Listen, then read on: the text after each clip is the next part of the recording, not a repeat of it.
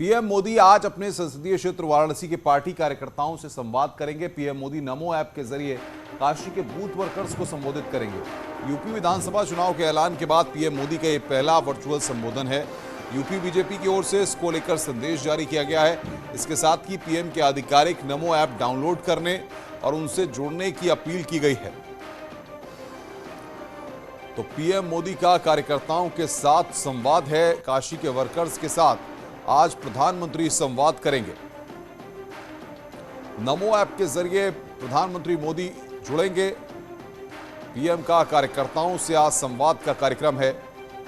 काशी के BJP workers से प्रधानमंत्री आज बातचीत करेंगे।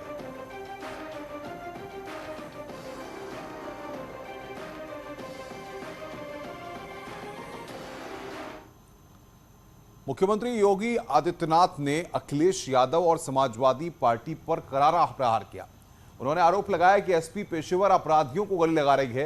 कैराना, मुजफ्फरनगर, लोनी में समाजवादी पार्टी ने गुंडों को प्रत्याशी बनाकर अपना असली चेहरा दिखाया। उन्होंने कहा कि 10 मार्च के बाद अपराधियों को फिर से जेल में डालेंगे। गाजियाबाद पहुंचे सीएम योगी आदित्यनाथ ने विपक्ष पर जमकर निशाना साधा।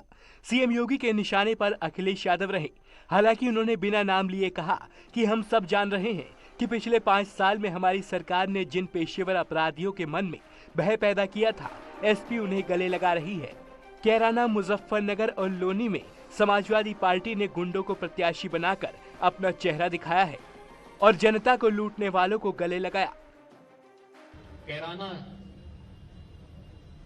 से लेकर के बुलंदशहर, स्याना और लोनी तक जो चेहरे समाजवादी पार्टी के सामने आए हैं, कोई कैराना हिंदू व्यापारियों के पलायन के लिए जिम्मेदार अपराधियों को, मुजफ्फरनगर के दंगों के अपराधियों को और उन पेशेवर हिस्ट्री सीटर को अपना कैंडिडेट बना करके समाजवादी पार्टी ने अपने वास्तविक चरित्र को एक बार फिर से प्रदेश के सामने, देश के सामने प्रस्तुत कर दिया है कि प्रदेश के बारे में उनकी मंशा क्या है।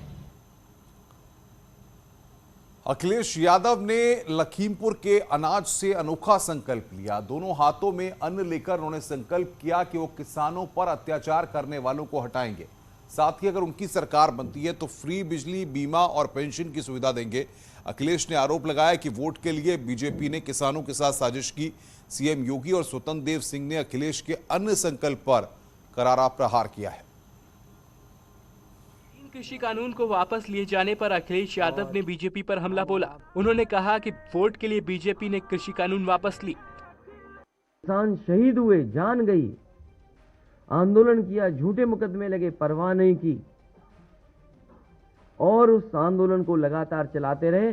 अंततः वोट के लिए भारतीय जनता पार्टी ने तीनों किसानों के काले कानून वापस लिए।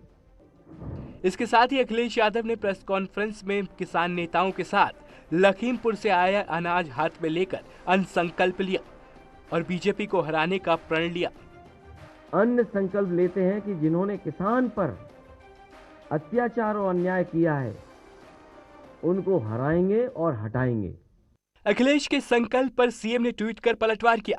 उन्होंने लिखा कि दंगाइयों, अपराधियों और आतंकवादियों का हाथ थामने वाले लोग आज अन्न को हाथ में लेकर अन्नदाता के हित चिंतक होने का स्वांग कर रहे हैं। यूपी सरकार में गन्ना मंत्री सुरेश राणा ने भी अखिलेश को आड़े हाथ लिया है। उन्होंने कहा है कि किसानों की बात करने वाले अखिलेश एसपी सरकार में दंगाइयों को बिरयानी खिलाते थे।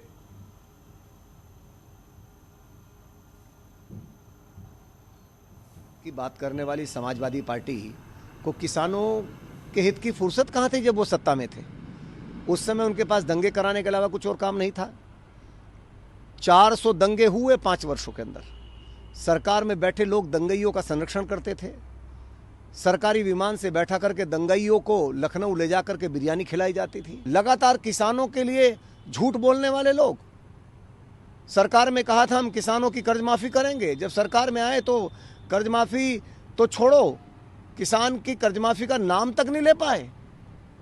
योगी आदित्यनाथ जी की सरकार ने किसानों के हित में बड़े फैसले किए हैं। शपथ तो हमने ली है किसानों का भला करने की। सब जानते हैं कि बसपा सपा ने 30 चीनी मिलों को बंद किया, 21 चीनी मिलों को कोड़ियों के दाम बेचा।